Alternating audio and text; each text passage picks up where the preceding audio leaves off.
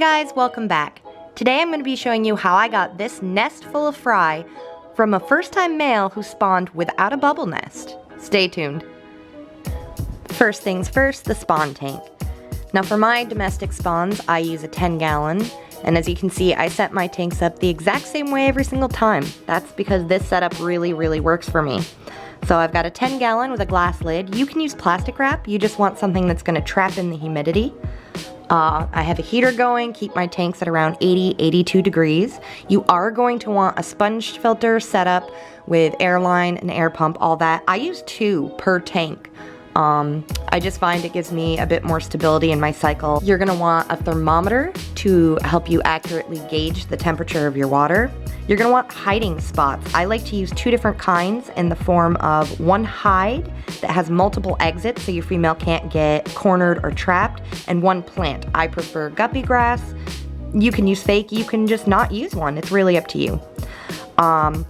Extras that I use and I would recommend, leaf litter - tannins, so Indian almond leaves. Tannins in your tank are wonderful things. They will have antibacterial, antimicrobial properties. It'll lower the pH, which is great for bettas, and that leaf litter is going to provide wonderful hiding spots for your female, both pre-spawn and after spawn. Other things you're going to want, I personally paint the bottom and 3 sides of my tanks black. As you can see, this prevents distractions or stress when spawning, and I will cover the front and the top with a cloth. I like to give the male 6 to 12 hours in the tank before introducing the female, just to let him get comfortable and familiar with his surroundings. I find this is especially important when working with first-time males. Females can be a little bit pushy, in particular when the males take time figuring out what to do, and that can overwhelm an already excited male and prompt actual aggression. So I find this really helps. In this case, I let my male settle in for about 12 hours. I really can't stress how important cycled and aged tanks are for spawns. You really want your tank to be well aged. I let mine age out about 6 months before I try to spawn in them. At this point, I also lower the water level using a piece of airline tubing and a bucket. I find this not only makes it easier for the male to bring the eggs from the bottom of the tank up to the nest, but the lowering of the water level actually induces spawning behavior. Next, I add my female. She's safely contained within a clear container to allow the pair to see each other and interact without inflicting any damage. This can be especially helpful when dealing with aggressive males. As you can see, I have a really nice half-moon placate pair here. They're both yellow koi with nice markings, good bodies, and clean fins. The female, Roxy, has a long, thick body with restricted fins, and the male has a more slender body, but nice top line and slightly long fins, but they have nice sharp edges and straight, well-spaced rays. I really feel like they will complement and balance each other's qualities out quite nicely in their offspring. Now this pair is a really good example of what you want to see when you first introduce your pair.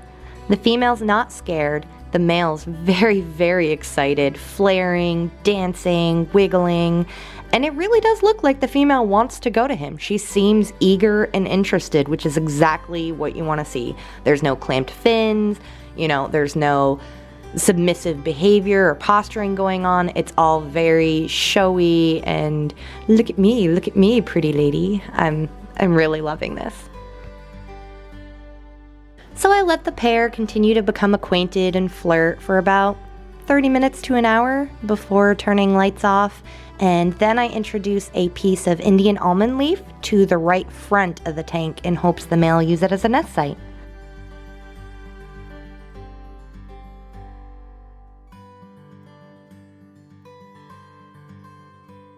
The next day, before I introduce the female, I use a piece of airline tubing and a bucket to lower the water level once more. This is why I have little lines on the side marking, so I know how far to drop it.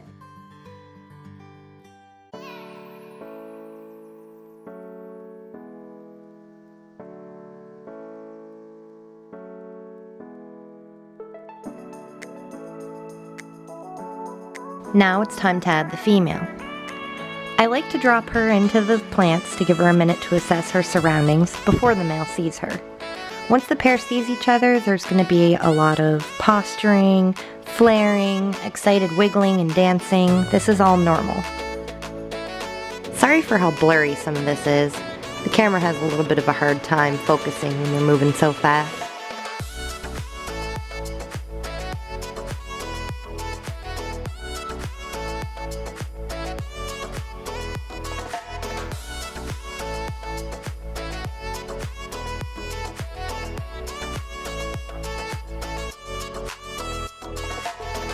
You will often find the male becoming overexcited and almost frantically swimming about.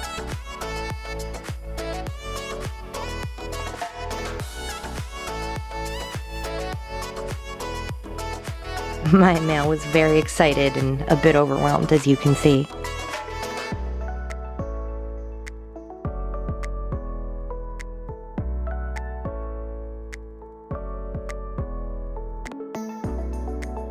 The female is very curious and interested, following the male around the tank.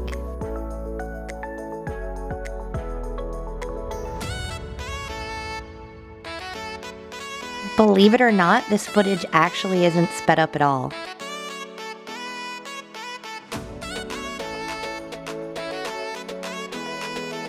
Next, you're going to see a lot of chasing and nipping, particularly on the male's part.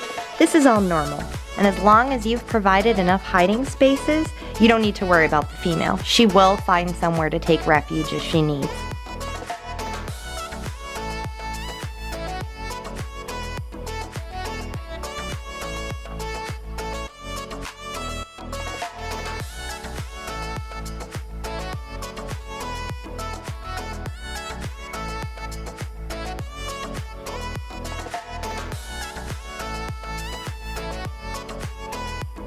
Oh, and did I mention the leaf litter makes a great hiding spot?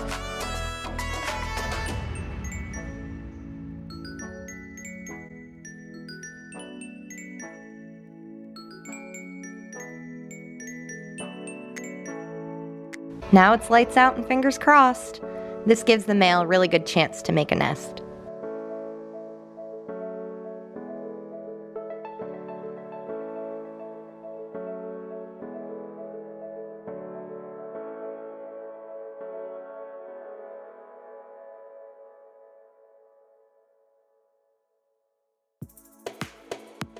The next morning, I find the pair swimming together. This male is very non-aggressive. Really, the only nipping he seems to do is when the female ignores his very dramatic flaring and showing off.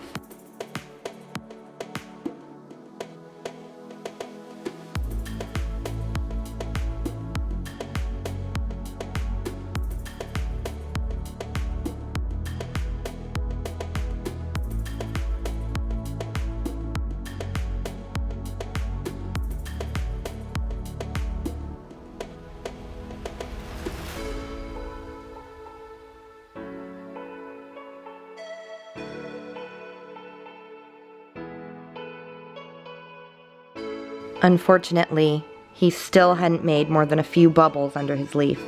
This concerned me, but they were both clearly ready to spawn. Roxy had a descended ovipositor or egg spot, and I knew if I took her out, she'd probably just drop her eggs in her tank, so I covered the tank and walked away, hoping for the best.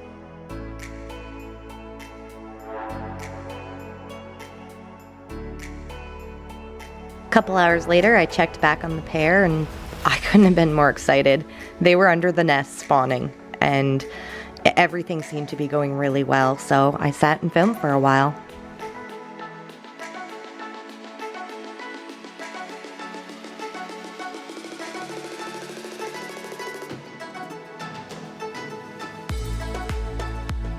When they spawn, you can expect the male to wrap his body around the females. This is what we refer to as the embrace.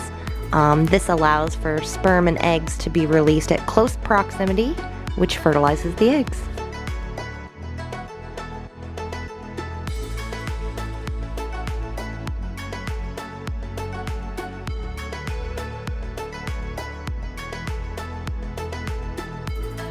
The male will break the embrace and go down to collect eggs. The female usually stays in almost a trance-like state, floating up in the bubble nest oftentimes. She will recover in a few seconds to, maybe half a minute and go down and collect eggs.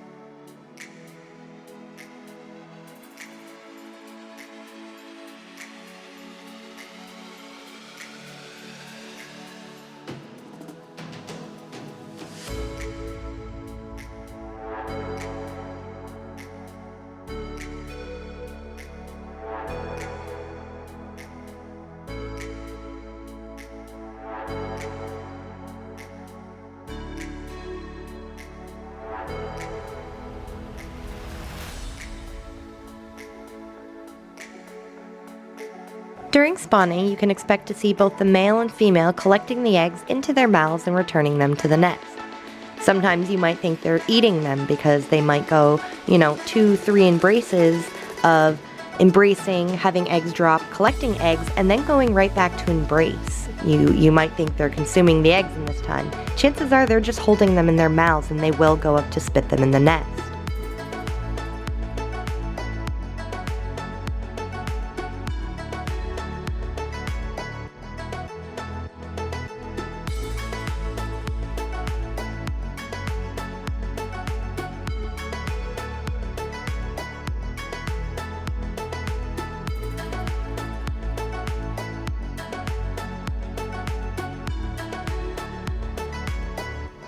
I've actually found females are far more diligent collecting eggs than males, and they will often scour the bottom before giving up.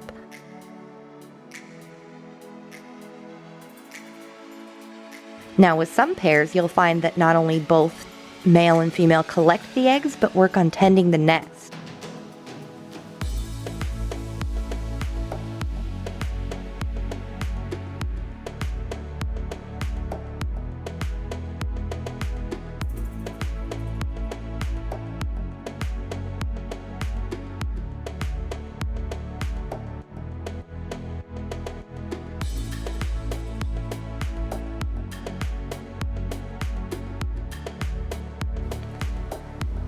These two spawned for about 6 hours, at which point I found the male guarding the nest and the female hiding in the back corner. So I netted her out and added her to a quarantine tank. I like to quarantine my females for a few days after spawning just to keep an eye on them, feed them up good, and treat any potential injuries they might have.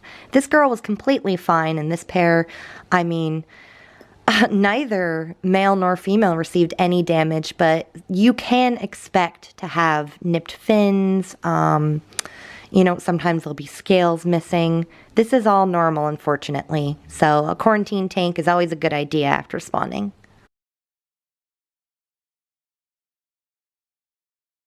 Back in the spawn tank, my male was struggling.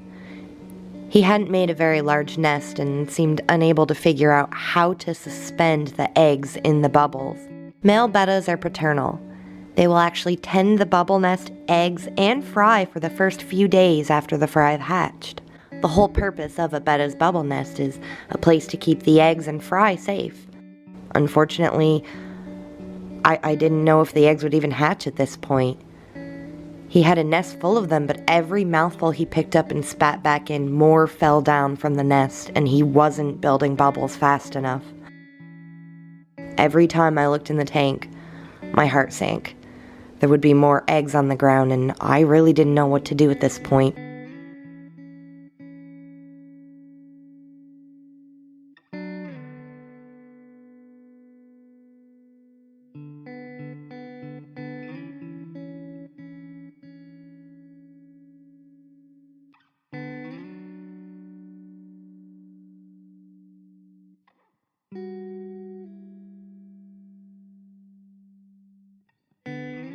It was actually in this moment that I knew I needed to do something.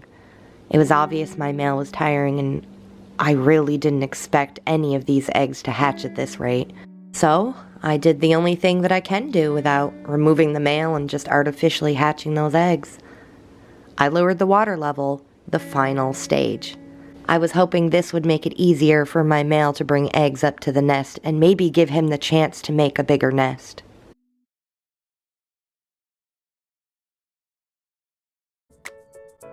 Guys, I almost cried. I was so happy. He did it. Lowering the water level was enough to give him time to build a nest and suspend the eggs. They had all hatched overnight. It was just the most exciting thing to see this big nest full of bouncing happy babies. And if you look close, you can even see the fry bouncing up and down in the bubbles and see the movement of them.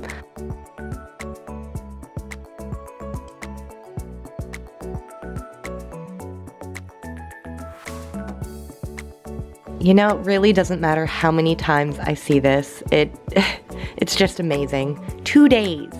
2 days from spawning to having little baby fry in the nest. It's magic, and I'm so glad that I was able to share this with you guys.